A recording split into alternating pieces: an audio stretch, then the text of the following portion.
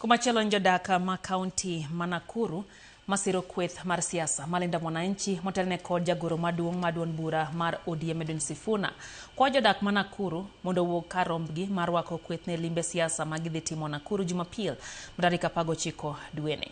Negiloso kod jofwambo tok romo mane gitimo jodak gi bende koro kwa mondo mikwe obedie kinde romono ma Jumapil ka gisiemo kweth mag siasa mantie kod paro mar kelo tulero mono kaka osenende rombe magisebago chien idwaro bila mondo ket kwe e kinde romo makamano. Sechego bende gigolo ywak ewi nengo mar mauta momedre ka jopiny pod kedo kod gia matek mar ngima nengo matek mar ngima. Most pressing issue right now in the country is the issue of fuel prices, and our principals have made pronouncement on social medias on the same, and on Sunday we are also going to give direction on the same on how we need to approach this government.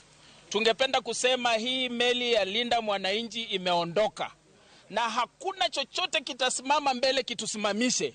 Ya pili ni kuwaalika wananchi wa Nakuru mujitokeze kwa wingi. Tunawahitaji wote kuanzia kanisani hadi Mazembe grounds. Nina imani kwamba Linda Mwananchi ina confirm kwamba ipo siku for sure. There is a day that will come that we shall all sing hallelujah that we are tumekomboa Nakuru na tumekomboa nchi yetu. Nachukua nafasi hii nimkaribishe Bwana Sifuna na viongozi wote na niwaombe wajihisi kwamba wako nyumbani kwa sababu hapa ndipo tunaita Nakuru County.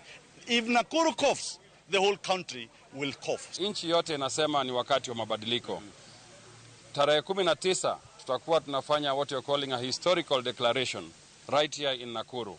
Kwa hivyo tunaomba wananchi wote wa Kenya waangazie mkutano huu kupitia runinga, na pia wale ambao wataweza kufika waje kule katika uwanja wa Mazembe.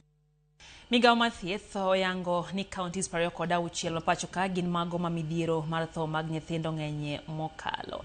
Kaluwore kod ma migao mathieth no